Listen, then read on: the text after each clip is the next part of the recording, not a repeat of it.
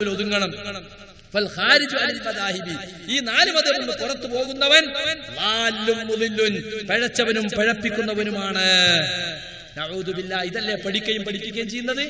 അപ്പൊ മുജാഹിദുകളെ പഴച്ചവരാണ്, പഴപ്പിക്കുന്നവരാണ്. കാരണം എന്താ, അവർ 4 മതത്തിൽ നിന്ന് പുറത്തുപോയി. മാത്രല്ല മദ്ഹബുകളെ തഖ്ലീദ് ചെയ്യാത്ത നിലപാട്, 4 മതത്തിൽ നിന്ന് പുറത്തുപോയുള്ള ജീവിതം ഉണ്ടല്ലോ, ഇസ്ലാമിക ജീവിതം, അത് കുഫറിലെത്തിക്കും. കാരണം എന്താ,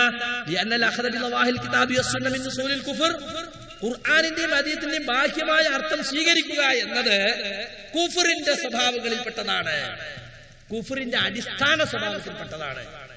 അള്ളാന്റെ ഖുർആന്റെ ബാഹ്യാർത്ഥം അനുസരിച്ച് പ്രവർത്തിക്കൽ കാഫിറായി പോണ പണിയാണ്. റസൂലുള്ളാഹിന്റെ ഹദീസിന്റെ ബാഹ്യാർത്ഥം അനുസരിച്ച് പ്രവർത്തിക്കൽ കാഫിറായി പോണ പണിയാണ്. നഊദു ബില്ലാഹ്. ഇതല്ലേ നിങ്ങൾ ജനങ്ങളെ പഠിപ്പിക്കുന്നത്? അല്ലേ? എന്ത് അബദ്ധമാണ് പറഞ്ഞത്, എന്ത് ധിക്കാരമാണ് പറഞ്ഞത്. അള്ളാഹുവിന്റെ കിതാബിനും പ്രവാചക സുന്നത്തിനും നേരെയുള്ള കൊടിയ കയ്യേറ്റവും വെല്ലുവിളിയുമല്ലേ അത്? പറയാൻ പാടുണ്ടോ അത്? അപ്പൊ സുഹൃത്തുക്കളെ, ഈ മദ്ഹബി പക്ഷപാത മനസ്ഥിതി, അതാണ് യഥാർത്ഥത്തിൽ മുജാഹിദുകൾ എന്നും എതിർത്തുകൊണ്ടിരിക്കുന്നത്. മുജാഹിദുകളെ സംബന്ധിച്ചിടത്തോളം അതൊരിക്കലും പറയാതിരിക്കാൻ കഴിയില്ല. കാരണം എന്താണെന്നറിയോ, 4 മദ്ഹബ് നിർബന്ധമാണെന്ന വാദം ഖുർആനിലോ ഹദീസിലോ ഇല്ല, അയിമ്മത്തിന്റെ വാക്കിലും ഇല്ല. അവർ തന്നെ പറഞ്ഞിട്ടില്ല ഞങ്ങളെ വാക്കിൽ തെളിവല്ല, നിങ്ങൾ കിതാബിലേക്കും സുന്നത്തിലേക്കും മടങ്ങണം എന്നാണ്. എന്നിട്ട് ഇപ്പൊ പറയുന്നതെന്താണെന്നറിയോ, അതൊക്കെ അവര് പറഞ്ഞത് തൊട്ടടുത്ത ശിഷ്യന്മാരോട് വിനയം പ്രകടിപ്പിക്കാൻ വേണ്ടി പറഞ്ഞതാണ്. അങ്ങനെ പരസ്യമായി പറയേണ്ടതില്ല. 4 മദ്ഹബ് പിൻപറ്റൽ വാജിബാണെന്നാണ് തബ്ലീഗുകാരുടെ വാദം. അവരിൽപ്പെട്ട ഒരു മൗലവി മെഡിക്കൽ കോളേജിനടുത്തുള്ള ചെറുപ്പക്കാരനൊരു മൗലവി പറഞ്ഞെടുക്കുന്നുണ്ട്, ഇതൊക്കെ ഇമാമിങ്ങൾ പറഞ്ഞത് അവരെ തൊട്ടടുത്ത ശിഷ്യന്മാരോട് സ്വകാര്യം പറഞ്ഞതാണ്, പൊതുജനങ്ങളോട് പറഞ്ഞതല്ല. അതായത് ശിഷ്യന്മാര് വളർന്നു വരാൻ വേണ്ടി, പ്രോത്സാഹിപ്പിക്കാൻ വേണ്ടി, നിങ്ങൾ എന്നെ മുണിങ്ങി നടക്കണ്ട, വല്ലതൊക്കെ പഠിച്ചോളി എന്നാണ് ഇതിന്റെ അർത്ഥം. ഇങ്ങനെയുണ്ട്. അങ്ങനെയാണെങ്കിൽ സുഹൃത്തുക്കളെ, ശിഷ്യന്മാർ അവരെ പുസ്തകത്തിൽ രേഖപ്പെടുത്തുവോ? ജനങ്ങളെ അറിയിക്കാൻ വേണ്ടിയല്ലേ പുസ്തകത്തിൽ രേഖപ്പെടുത്തിയത്? ഞാൻ പറയട്ടെ, ഈ ബുവൈത്ത് തന്നെ രേഖപ്പെടുത്തിയത് ഇമാം ഷാഫി റഹ്മത്തുള്ളാഹി അലൈഹിയുടെ ശിഷ്യന്മാരിൽപ്പെട്ട മുഖ്തസറുൽ മുസ്നിയിൽ നമുക്ക് കാണാൻ സാധിക്കും. അദ്ദേഹം പറയാണ്, അബൂ ഇബ്രാഹിം ഇസ്മായിൽ ഇബ്നു യഹ്യൽ മുസ്നി റഹിമഹുല്ലാഹ് മുഖ്തസറുൽ മുസ്നിയിൽ പറയാണ്, ഇഖ്തസർതു ഹാദൽ കിതാബ. യഹ്യൽ മുസ്നി പറയാണ്, ഞാൻ ഈ ഗ്രന്ഥത്തെ സംഗ്രഹിച്ചെടുത്തിട്ടുള്ളത് മിൻ ഇൽമി മുഹമ്മദ് ബിൻ ഇദ്രീസ് ശാഫി റഹിമഹുല്ലാഹ്, ഇമാം ഷാഫിയുടെ വിജ്ഞാനത്തിൽ നിന്നാണ്. വമിൻ മഅനാ ഖൗലിഹി, അദ്ദേഹത്തിന്റെ വാക്കുകളുടെ ആശയത്തിൽ നിന്നാണ്. എന്തിനു വേണ്ടി? യുഖരിബഹു അലാ മൻ അറാദഹു, അദ്ദേഹത്തിന്റെ വിജ്ഞാനം നേടണമെന്ന് ആഗ്രഹിക്കുന്നവർക്ക് അത് എളുപ്പമാക്കി കൊടുക്കാൻ വേണ്ടിയാണ്. എന്നിട്ട് പറയുന്നത് കേട്ടോളൂ, അതോടൊപ്പം അദ്ദേഹത്തിന്റെ ഒരു അറിയിപ്പും ഞാൻ ഇവിടെ എഴുതുന്നു.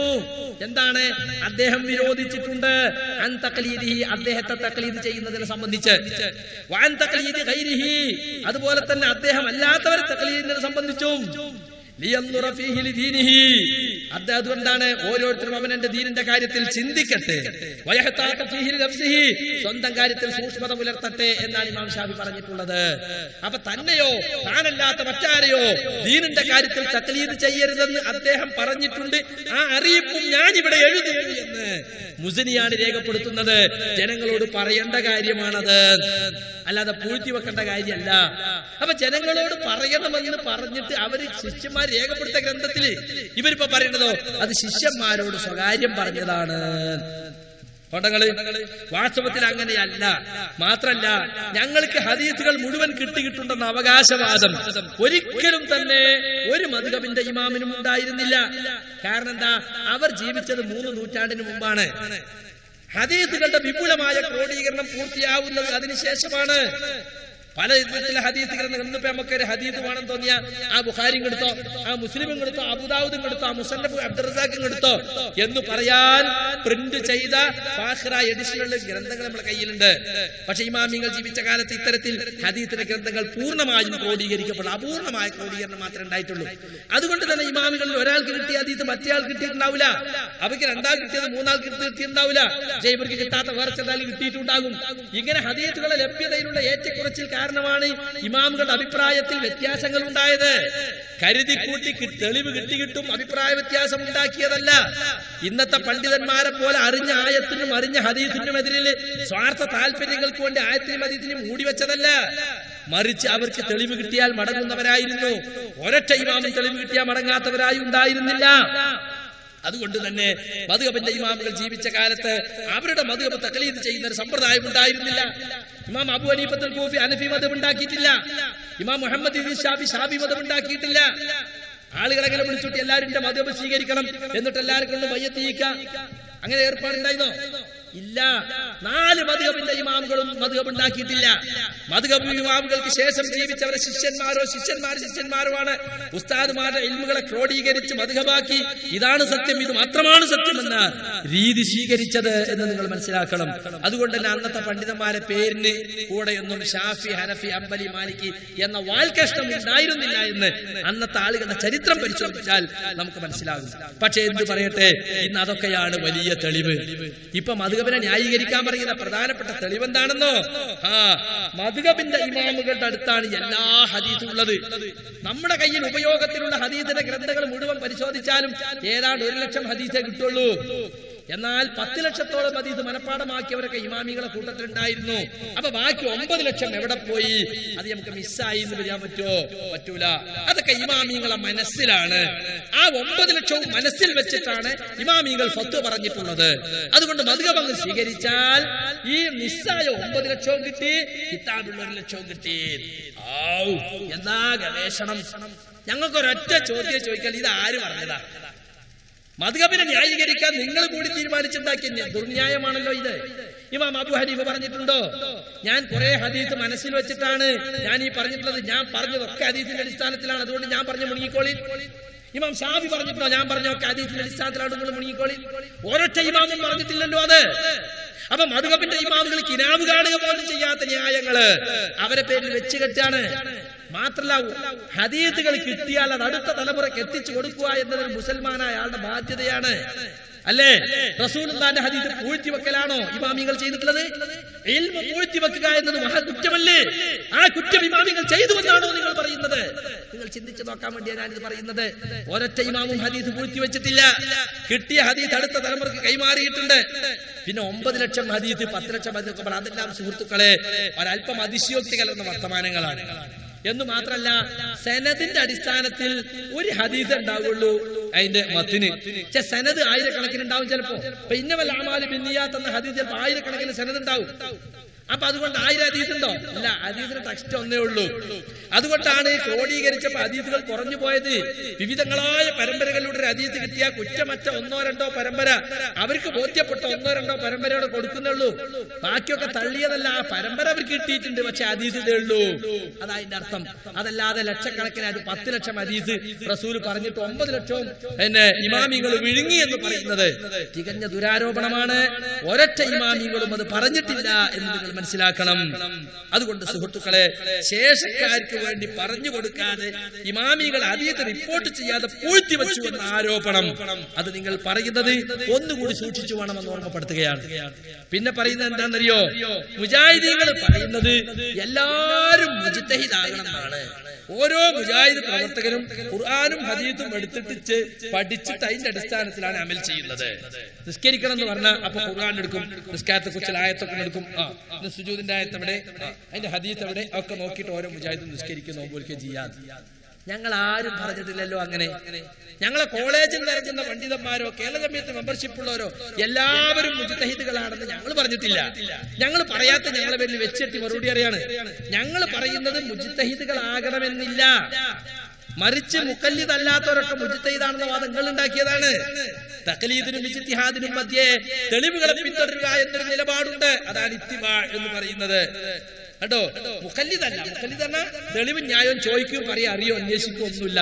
50 കൊല്ലം ജീവിച്ചാലും ഏത് ഹദീസിന്റെ അടിസ്ഥാനത്തിലാണ് ഞാൻ നിസ്കരിച്ചത് ഓൻ തിരിയില്ല. ഓൻ ചോദിക്കൂല, എന്റെ വാപ്പ പറയും എങ്ങനെ കരിച്ച്, ഞാനും അങ്ങനെ കരിച്ച്, അങ്ങനെയാണ് മരിച്ചു പോകും.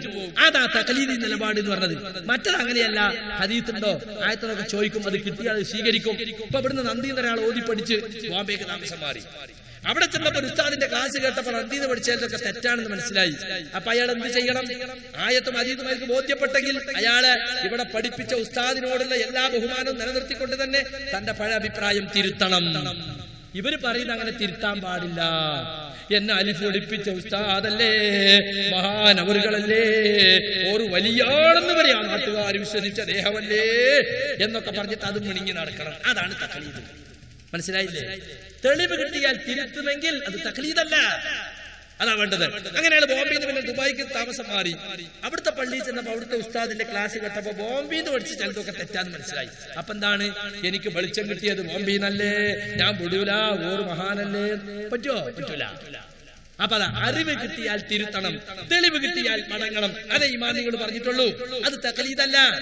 അതുകൊണ്ട് ഇത്തിബാഅ്, പ്രമാണങ്ങളെ പിൻപറ്റുക എന്ന നിലപാട്, അതാണ് മുജാഹിദുകൾ ചെയ്യുന്നത്. അപ്പോ ഒരാളിപ്പോ ആദ്യം തന്നെ മുജാഹിദ് പ്രസ്ഥാനത്തിലേക്ക് വരുമ്പോ ഓനെ നിസ്കാരം പഠിപ്പിക്കുമ്പോ സുജൂദിന്റെ ആയത്ത്, റുക്കൂഇന്റെ ആയത്ത്, അതിന്റെ അതീതൊക്കെ എഴുതി പഠിപ്പിച്ചിട്ടാ അല്ല, ആദ്യം നിസ്കാരത്തിന്റെ രൂപങ്ങൾ പഠിപ്പിക്കും, അതനുസരിച്ച് നിസ്കരിക്കും. പിന്നെ ഓൻ അന്വേഷിക്കും ഓരോന്നിനെ പറ്റി. അതിങ്ങനെ പഠിച്ചു വരുമ്പോ അതനുസരിച്ച് പ്രവർത്തിക്കും, ചെയ്തുകൊണ്ടിരിക്കും. അതാണ് അത് സാധാരണ ചെയ്യാറുള്ളത്. അതുകൊണ്ട് ഒരിക്കലും തന്നെ മുജാഹിദുകള് എല്ലാവരും മുജ്തഹിദുകളാണെന്ന് അവകാശപ്പെടുന്നില്ല. അതേസമയം മുജ്തഹിദ് അല്ലാത്തവരൊക്കെ മുഖല്ലിദാണെന്ന നിങ്ങളുടെ വാദം തികഞ്ഞ അസംബന്ധമാണ്. ഇജ്തിഹാദിന് കഴിവില്ലാത്തവരൊക്കെ തഖ്ലീദ് ചെയ്യണമെന്ന് പറയുന്നത് ശരിയായ വാദമല്ല. ഇമാമികൾ ആരും പറഞ്ഞിട്ടില്ല എന്ന് നിങ്ങൾ മനസ്സിലാക്കണം. പിന്നെ ഇവരുടെ വാദം എന്താ? നിങ്ങള് ഇജ്തിഹാദിന്റെ കവാടം, ഖുർആനും സുന്നത്തും മുമ്പിൽ വെച്ച് ഗവേഷണം നടത്താനുള്ള കഴിവ്, അത് ആദ്യത്തെ 3 നൂറ്റാണ്ടോടെ കഴിഞ്ഞു പോയി. ഇനി ഖിയാമത്ത് നാൾ വരെ ഇജ്തിഹാദിന്റെ വാതിൽ തുറക്കപ്പെടുന്നതേ അല്ല. അതുകൊണ്ട് 3 നൂറ്റാണ്ടിന് ശേഷം മദ്ഹബ് ഇമാമിങ്ങൾക്ക് ശേഷം ജീവിക്കുന്നവരൊക്കെ തഖ്ലീദ് ചെയ്തോളണം. ഇതാര് പറഞ്ഞതാ? ഇമാമികൾ പറഞ്ഞിട്ടുണ്ടോ? ഇജ്തിഹാദിന്റെ വാതിൽ കൊട്ടിയടച്ചു. ശാഫികൾ തന്നെ അംഗീകരിക്കും അത്. അർറദ്ദു അലാ മൻ അഖ്ലദ ഇലൽ അർളി വജഹില അന്നൽ ഇജ്തിഹാദ ഫർളുൻ ഫീ കുല്ലി അസ്രിൻ. ഉണ്ടോ? അല്ല, ഫർളുൻ ഫീ കുല്ലി അസ്രിൻ എന്ന് പറഞ്ഞ ഒരു പണ്ഡിതൻ തന്നെയുണ്ട്. ആരാ? സുയൂത്തി. ഇമാം സുയൂത്തി എന്ന് നിങ്ങൾ പറയുന്ന സുയൂത്തി പറയാണ്, പറ്റേ അതപ്പതിക്കുകയും ഇജ്തിഹാദ് എന്നത് എല്ലാ കാലഘട്ടത്തിലും ഫർളായ കാര്യമാണ് എന്നറിയാതെ പോകുകയും ചെയ്തവർക്കുള്ള മറുപടി. കണ്ടോ? അപ്പൊ എല്ലാ കാലത്തും ഇജ്തിഹാദ്, ഖുർആനും സുന്നത്തും മുമ്പിൽ വെച്ച് ഇജ്തിഹാദ് നടത്താൻ കഴിവുള്ള ന്യൂനപക്ഷം എല്ലാ കാലത്തും ഈ സമുദായത്തിൽ ഉണ്ടാകണം. അതിൽ യാതൊരു സംശയമല്ല. അത് പണ്ഡിതന്മാര് അനുവദിച്ചു തന്നിട്ടുള്ള കാര്യമാണ്. എല്ലാ പണ്ഡിതന്മാരും അത് സമ്മതിച്ചിട്ടുണ്ട്. ഇജ്തിഹാദ് എത്ര കാലത്തും ഏത് കാലത്തും പണ്ഡിതന്മാർക്ക് അനുവാദമുള്ള സംഗതിയാണ്. കാരണം എന്താ? നബി സല്ലല്ലാഹു അലൈഹി വസല്ലം കാലത്തില്ലാത്ത പുതിയ പുതിയ പ്രശ്നങ്ങൾ എക്കാലത്തും ഉടലെടുക്കും. അങ്ങനെ ഉടലെടുക്കുന്ന സന്ദർഭത്തിൽ എന്തു വേണം? ആ പ്രശ്നത്തിന് റസൂലുള്ളാഹിന്റെ കാലത്ത് സമാനമായ വല്ല പ്രശ്നങ്ങൾ ഉണ്ടായിട്ടുണ്ടോ എന്ന് പരിശോധിക്കണം. എന്നിട്ട് അതിന് ആ കാലഘട്ടത്തിൽ നബിയും സഹാബത്തും എന്ത് നിവാരണമാണ് നൽകിയത് എന്ന് പഠിക്കണം. എന്നിട്ട് ഇന്നത്തെ ഈ പുതിയ പ്രശ്നത്തിന് ആ പറഞ്ഞ നിവാരണം അത് നടപ്പിലാക്കാൻ പറ്റുമോ എന്ന് പരിശോധിക്കണം. ഇതിനാണ് ഇജ്തിഹാദ് എന്ന് പറയാ, ഇതിനാണ് ഖിയാസ് എന്ന് പറയാ. റസൂലുള്ളാഹിന്റെ കാലത്തില്ലാത്ത എത്ര പുതിയ പുതിയ പ്രശ്നങ്ങൾ ഈ സമുദായത്തിൽ ഉണ്ടായിട്ടുണ്ട്. അതുകൊണ്ട് സുഹൃത്തുക്കളെ, പുതിയ പുതിയ പ്രശ്നങ്ങൾ ഉടലെടുക്കുമ്പോൾ ഇജ്തിഹാദ് സമുദായത്തിൽ അനിവാര്യമായിരിക്കും. കാരണം ഖുർആനും ഹദീസും എല്ലാ കാലത്തേക്കും ഉള്ളതാണ്. പുതിയ പ്രശ്നങ്ങൾ ഉടലെടുക്കുമ്പോൾ അതിന്റെ വിധി കണ്ടെത്തുക എന്നത് ആ കാലഘട്ടത്തിൽ ജീവിക്കുന്ന പണ്ഡിതന്മാരുടെ കടമയാണ്. ഖുർആനിലും ഹദീസിലും അവഗാഹം നേടിയ പണ്ഡിതന്മാർ, ഒരു കൂട്ടം പണ്ഡിതന്മാർ, ഒരു ന്യൂനപക്ഷം എല്ലാ കാലത്തും ഉണ്ടായിരിക്കണം എന്നത് പരിശുദ്ധ ഖുർആൻ സൂറത്ത് തൗബയിൽ പറഞ്ഞിട്ടുള്ള കാര്യമാണ്. മാത്രല്ല, പണ്ഡിതന്മാരോട് ചോദിച്ചു പഠിക്കുക എന്നുള്ളത് മുജാഹിദുകളെ എതിർത്തിട്ടില്ല. ഫസ്അലു അഹ്ല ദിക്രി ഇൻ കുന്തും ലാ തഅലമൂൻ. സുഹൃത്തുക്കളെ, എല്ലാവരും ഇവിടെ ഇരിക്കുക. എന്താ അവിടെ പ്രശ്നം ഉണ്ടാവില്ല? ബഹളം ഉണ്ടാക്കിയതുകൊണ്ടൊന്നും സുഹൃത്തുക്കളെ ഈ സത്യത്തെ മൂടിവെക്കാൻ കഴിയില്ല. നിങ്ങൾക്ക് സംശയമുണ്ടെങ്കിൽ അരമണിക്കൂർ ഈ പരിപാടി കഴിഞ്ഞ് ഞങ്ങളുടെ പള്ളിയിലുണ്ടാകും. ഞാനും ബഷീർ ദാരിനിയും ഒക്കെ ഇവിടെ സലഫി പള്ളിയിലെ ഈ പരിപാടി കഴിഞ്ഞിട്ട് അരമണിക്കൂർ ഇരിക്കും. നിങ്ങൾ അരമണിക്കൂർ ചോദ്യം അവിടുന്ന് ചോദിക്കുക. സംശയ നിവാരണല്ലേ? സംശയമുള്ളവർ വന്നോട്ടെ. നമ്മുടെ ആളുകൾ സദസ്സിലേക്ക് വന്നിരിക്കുക. അവരെ സംശയം തീർക്കാൻ നമ്മൾ തയ്യാറാണെന്ന് പറഞ്ഞല്ലോ. അരമണിക്കൂർ സലഫി പള്ളിയിൽ ഈ പരിപാടി കഴിഞ്ഞിട്ട് ഞാനും ബഷീർ ദാരിനിയും മറ്റു ഇവിടെ പ്രസംഗിച്ചവരൊക്കെ ഇരിക്കും. ഞങ്ങൾ ഇവിടെ പറഞ്ഞിട്ടുള്ള വിഷയങ്ങളെ സംബന്ധിച്ച് നിങ്ങൾക്ക് സംശയ നിവാരണം നടത്താം. ഞങ്ങൾ ഇവിടെ പറഞ്ഞിട്ടുള്ള വിഷയങ്ങൾ എന്റെ മുമ്പ് പ്രസംഗിച്ച ദാരിമിമാരും ബാക്കവിയും പറഞ്ഞതും ഞാൻ പറഞ്ഞതുമായ ഏത് വിഷയത്തെ പറ്റി സംശയമുണ്ടോ? സലഫി പള്ളിയിലേക്ക് വന്നാൽ ഈ പരിപാടി കഴിഞ്ഞ് അരമണിക്കൂർ ഞങ്ങൾ അവിടെ ഉണ്ടാവും. ബാക്കിയുള്ള സംശയങ്ങൾ നിങ്ങൾ പറഞ്ഞതുപോലെ ഒരു വാദപ്രതിവാദം നിശ്ചയിച്ചിട്ടുണ്ടല്ലോ. നിങ്ങൾ തയ്യാറാണെങ്കിൽ അത് എഴുതി കൊടുത്തോളൂ. അതിന്റെ അടിസ്ഥാനത്തിൽ നമുക്ക് നടത്താവുന്നതാണ്. ഇതാണ് അത് സംബന്ധമായി എനിക്ക് പറയാനുള്ളത്. അപ്പൊ പണ്ഡിതന്മാരോട് ചോദിക്കുക എന്നത് നമ്മളെ സംബന്ധിച്ചിടത്തോളം അംഗീകരിക്കപ്പെട്ട കാര്യമാണ്. പക്ഷെ ചോദിക്കുന്നത് എങ്ങനെയായിരിക്കണം?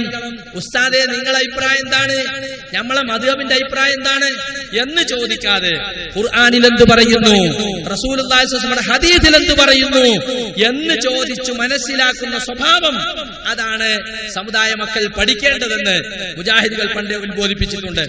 അതുകൊണ്ട് സുഹൃത്തുക്കളെ, മദ്ഹബിന്റെ നുകത്തിൽ നിന്നും രക്ഷപ്പെട്ട്, തഖ്ലീദിന്റെ നുകത്തിൽ നിന്നും രക്ഷപ്പെട്ട് നിങ്ങൾ പുറത്തു വന്നെങ്കിൽ മാത്രമേ നിങ്ങൾക്ക് സത്യം മനസ്സിലാക്കാൻ സാധിക്കുകയുള്ളൂ. തഖ്ലീദാണ് നിങ്ങളെ ഇത്രയേറെ അധപ്പതിപ്പിച്ചത്.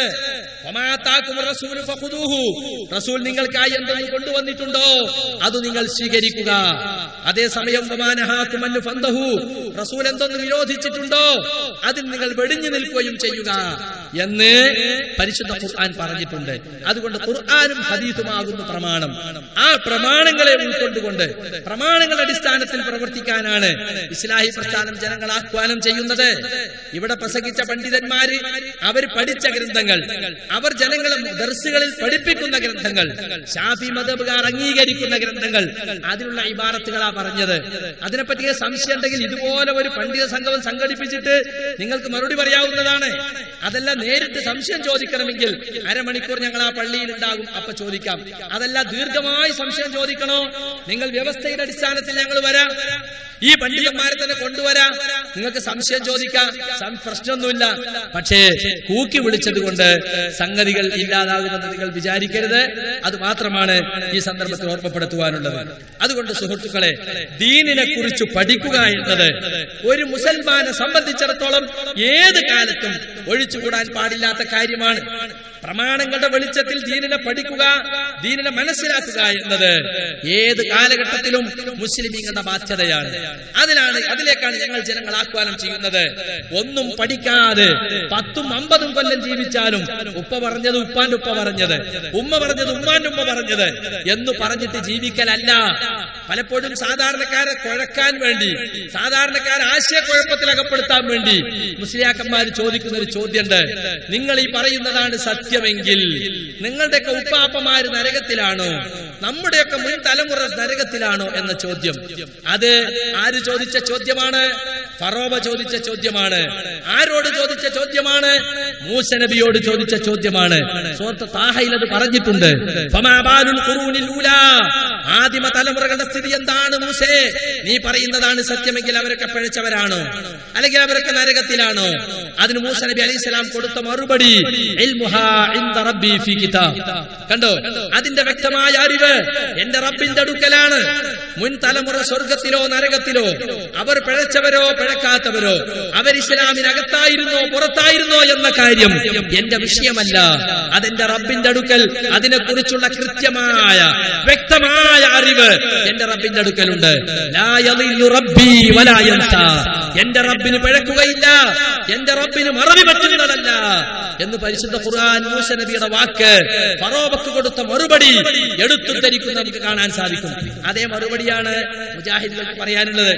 ഇപ്പൊ ചില സ്ഥലത്തൊക്കെ മുസ്ലിയാക്കന്മാർ പറയലുണ്ട്, നിങ്ങളെ ഉമ്മയെ തള്ളി പറഞ്ഞുകൊണ്ടല്ലാതെ, ഉമ്മയുടെ ഉമ്മയെ തള്ളി പറഞ്ഞുകൊണ്ടല്ലാതെ, നിങ്ങളെ ഉപ്പയെ തള്ളി പറഞ്ഞുകൊണ്ടല്ലാതെ, ഉപ്പയുടെ ഉപ്പയെ തള്ളി പറഞ്ഞുകൊണ്ടല്ലാതെ, നിങ്ങളെ ഉസ്താദിനെ കാഫിറാക്കിക്കൊണ്ടല്ലാതെ, ഉസ്താദിന്റെ ഉസ്താദിനെ കാഫിറാക്കിക്കൊണ്ടല്ലാതെ, ഈ മുസ്ലിം മൈതാനത്ത് ഖബർസ്ഥാനിൽ മറവ് ചെയ്യപ്പെട്ട മുഴുവൻ മുസ്ലിമീങ്ങളെയും കാഫിറാക്കിക്കൊണ്ടല്ലാതെ നിങ്ങൾക്ക് മുജാഹിദാകാൻ സാധ്യമല്ല എന്നാണ് പലപ്പോഴും പല ആളുകളും പ്രസംഗിക്കാറുള്ളത്. വാസ്തവത്തിൽ ഒരാൾ മുജാഹിദ് പ്രസ്ഥാനത്തിലേക്ക് വരുമ്പോ സ്വന്തം ഉമ്മയും ഉപ്പയും കാഫിറാണെന്ന് ചൊല്ലി പഠിപ്പിക്കാറുണ്ടോ? ഞാൻ ചോദിക്കട്ടെ, ഈ ദാരിമിമാരൊക്കെ ഞങ്ങൾ മുജാഹിദ് സഭയിൽ വിളിച്ചു വരുത്തിയിട്ട് ആദ്യം തന്നെ ഒക്കെ ഒന്നുണ്ടാക്കി വരാൻ പറയൂ, ഉമ്മ കാഫിർ, അതെല്ലാ ദാരിമിമാരും ഉമ്മ കാഫിർ, ഉമ്മാന്റെ ഉമ്മ കാഫിർ, ഉമ്മാന്റെ ഉമ്മ കാഫിർ, ഉപ്പ കാഫിർ, ഉപ്പ കാഫിർ, ഉപ്പാന്റെ ഉപ്പ കാഫിർ, ഇങ്ങനെ ചൊല്ലി പഠിപ്പിച്ചാൽ അവരൊക്കെ മുജാഹിദാക്കിയത്. ഈ സദസ്സിലിരിക്കുന്ന ആളുകൾ 90% ഈ സുന്നത്ത് ജമാഅത്ത് എന്ന് പറയുന്ന വിദേത്ത് ജമാഅത്ത് വന്നവരാണല്ലോ.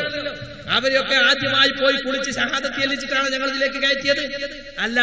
ഉമ്മയെ ഉപ്പയൊക്കെ കാഫിറാണെന്ന് പറഞ്ഞാൽ ഞങ്ങൾ മുജാഹിദ് മെമ്പർഷിപ്പ് തരുമെന്ന് ഞങ്ങൾ പറഞ്ഞിട്ടുണ്ടോ? ഇല്ലാത്ത ആരോപണം പറഞ്ഞ് പാമര ജനങ്ങളെ പ്രസ്ഥാനത്ത് അകറ്റി നിർത്താൻ വേണ്ടി ക്രിസ്ത്യാക്കന്മാർ ശ്രമിക്കുകയാണ്. സുഹൃത്തുക്കളെ, ബഹളമുണ്ടാക്കിയത് കൊണ്ട് ഒരിക്കലും ഈ സത്യത്തെ മൂടി വെക്കാൻ നിങ്ങൾക്ക് കഴിയില്ല. ഞങ്ങൾ പറഞ്ഞല്ലോ, നിങ്ങൾ സംശയമുള്ളവർക്ക് സലഫി പള്ളിയിൽ ഈ പരിപാടിക്ക് ശേഷം അരമണിക്കൂർ ധാരിമിമാരും ഞാനും ഇരിക്കും. സംശയമുള്ളവർക്ക് അങ്ങോട്ട് വരാം. ശാന്തമായ അന്തരീക്ഷത്തിൽ നിങ്ങളെ സംശയത്തെ ഞങ്ങൾ നിവാരണം നടത്താം. ഇനി ഒരു ദിവസം ഫുള്ള് നിങ്ങൾക്ക് സംശയ നിവാരണം വേണോ? ഞാനും ബഷീർ ദാരിമി റെഡിയാണ്. മറ്റു ദാരിമാരുണ്ടാവും കൂടെ. നിങ്ങൾ വ്യവസ്ഥ എഴുതിക്കോളൂ, നിങ്ങൾ കത്ത് കൈമാറിക്കോളൂ, നമുക്കിരിക്കാം, ചർച്ച ചെയ്യാം, പ്രശ്നമല്ല. പക്ഷേ ഇത് അബൂജഹലിന്റെ സ്വഭാവമാണ്.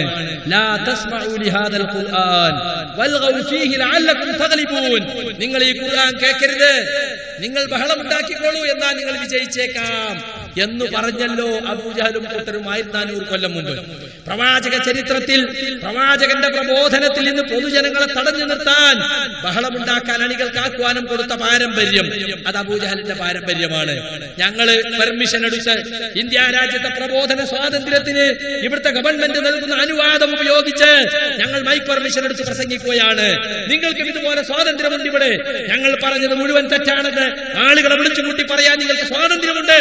ആ സ്വാതന്ത്ര്യം നിങ്ങൾ ഉപയോഗപ്പെടുത്തുന്നതിന് പകരം ഞാൻ ഈ പരിപാടി അലങ്കോലപ്പെടുത്താൻ ശ്രമിക്കുന്നത് മതവിദ്യാർത്ഥികൾക്കും മതപണ്ഡിതന്മാർക്കും യോജിച്ചതല്ലെന്ന് ഓർമ്മപ്പെടുത്താൻ ഞാൻ ഈ സന്ദർഭം ഉപയോഗിക്കുകയാണ്. ഇവിടെ BJP-ക്കാർ പ്രസംഗിക്കുന്നുണ്ട്, മാർക്സിസ്റ്റ് പാർട്ടിക്കാർ പ്രസംഗിക്കുന്നുണ്ട്, മതനിഷേധികളും യുക്തിവാദികളും പ്രസംഗിക്കുന്നുണ്ട്. അവരൊക്കെ പ്രസംഗിക്കുന്ന ശാന്തമായ അന്തരീക്ഷത്തിൽ പിരിഞ്ഞു പോകുന്നു. അവരോടൊന്നുമില്ലാത്ത വിരോധം നിങ്ങൾക്ക് ഞങ്ങളോടുണ്ടാകുന്നതിൽ കാരണം നിങ്ങളുടെ വയറ്റത്തടിക്കുമെന്ന് നിങ്ങൾ ഭയപ്പെടുന്നു. നിങ്ങൾ കെട്ടിപ്പൊക്കിയ പൗരോഹിത്യത്തിന്റെ കോട്ടകൾ തകർന്നു പോകുമെന്ന് നിങ്ങൾ ഭയപ്പെടുന്നു. കിതാബുകളിലുള്ള സത്യത്തെ മൂടി വെച്ചുകൊണ്ട് നിങ്ങൾ ഈ പാവപ്പെട്ട ജനങ്ങളെ വഞ്ചിക്കുകയായിരുന്നു എന്ന സത്യം അത് പുറത്തു വരുമ്പോൾ നിങ്ങൾക്ക് ബേജാറുണ്ടാകും. അത് സ്വാഭാവികമാണ്. പക്ഷെ ആ ബേജാറ് കൊണ്ടൊന്നും ഈ സത്യങ്ങളെ മൂടി വെക്കുവാനോ ഇനിയും ഇതിലേക്ക് പണ്ഡിതന്മാർ കടന്നു വരുന്നതിനെ തടഞ്ഞു നിർത്താനോ നിങ്ങൾക്ക് സാധ്യമല്ല എന്ന് ഈ ദാറുസ്സലാമിലെ വിദ്യാർത്ഥികളെയും കുഴപ്പമുണ്ടാക്കാൻ വന്ന മുസ്ലിയാരുട്ടികളെയും ഞാൻ ഓർമ്മപ്പെടുത്തുകയാണ്.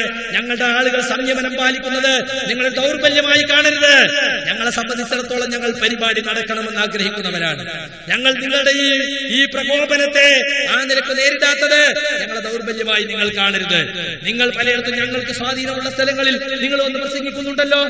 ഞാൻ നേരത്തെ പറഞ്ഞ അടുത്തനാട്ടുകളിൽ നിങ്ങൾ ഒന്ന് പ്രസംഗിച്ചിട്ടില്ലല്ലോ. ഞങ്ങൾ എന്തെങ്കിലും ചെയ്തിട്ടുണ്ടോ? ഒരു സൂചി കൊണ്ട് കിടന്ന് കുത്തിയിട്ടുണ്ടോ? ഇല്ല. ഞങ്ങൾ എവിടെയെങ്കിലും പരിപാടി അലങ്കോലപ്പെടുത്തിയിട്ടുണ്ടോ? ഇല്ല. പക്ഷേ നിങ്ങൾ ആസൂത്രിതമായി തീരുമാനിച്ചതാണിത്. പക്ഷേ ഇതുകൊണ്ടൊന്നും പാമര ജനങ്ങളിൽ നിന്ന് ഈ പ്രസ്ഥാനത്തിന്റെ ആശയാദർശങ്ങളെ മറച്ചു പിടിക്കാമെന്ന് നിങ്ങൾ വിചാരിക്കേണ്ട.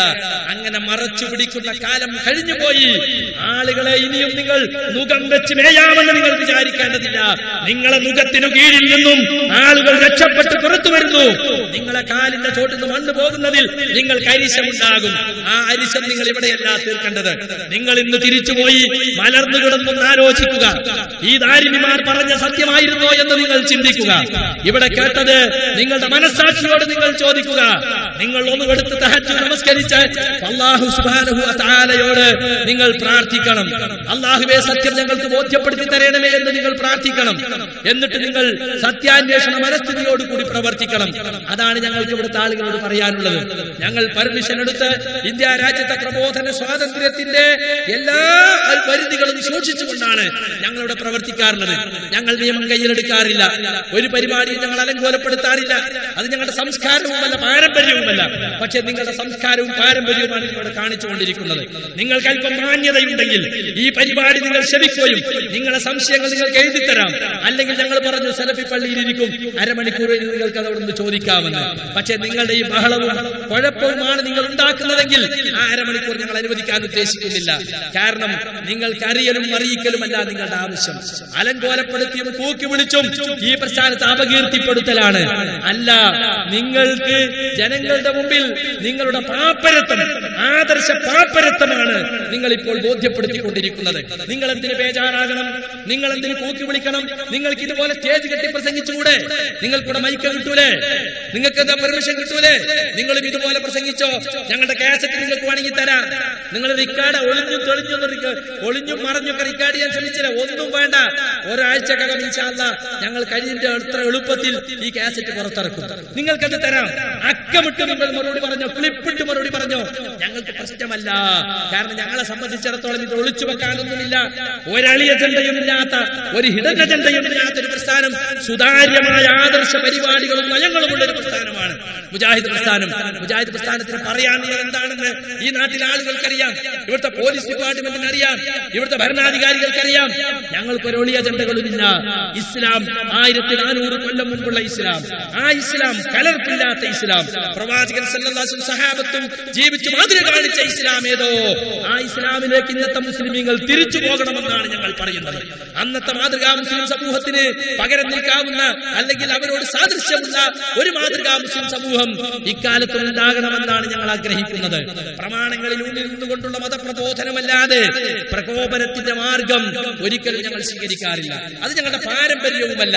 പക്ഷേ പ്രകോപനങ്ങൾ ഉണ്ടാക്കി ഈ ആദർശ പ്രസ്ഥാനത്തെ മറിച്ചിട്ട് കളയാം, മറച്ചു വെച്ച് കളയാമെന്ന് നിങ്ങൾ വിചാരിക്കുന്നുവെങ്കിൽ നിങ്ങൾക്ക് തെറ്റിപ്പോയി. അതിന്റെ കാലം കഴിഞ്ഞുപോയി. നിങ്ങൾ എത്ര ആളുകളെ ബഹിഷ്കരിച്ചു, എത്ര ആളുകളെ വീട്ടിൽ നിന്ന് പുറത്താക്കി, എത്ര തലാഖ് നിങ്ങൾ നടത്തിച്ചു, എത്ര കുട്ടികളെ നിങ്ങൾ ദ്രോഹിച്ചു, എത്ര കുടുംബങ്ങളെ നിങ്ങൾ തീയും വെള്ളവും വരഞ്ഞു നിർത്തി. എന്നിട്ട് നിങ്ങൾക്ക് സാധിച്ചോ? വേണ്ട, ഈ നന്ദിയിൽ സാധിച്ചോ? നിങ്ങളെ കേന്ദ്രമാണല്ലോ ഇവിടെ. ഇവിടെ എത്ര മുജാഹിദുകൾ ഉണ്ടായി? ഇന്ന് നിങ്ങളുടെ കുടുംബങ്ങളിൽ നിന്ന് തന്നെ ഓരോ മുജാഹിദ് പ്രവർത്തകരില്ലേ? എന്തുകൊണ്ടാണത്? ഞങ്ങൾ വല്ലത് ചക്കാത്ത് കൊടുത്തിട്ടോ അല്ലെങ്കിൽ എന്തെങ്കിലും പ്രലോഭനങ്ങൾ നടത്തിയോ ആക്കിയതാണോ? അല്ല.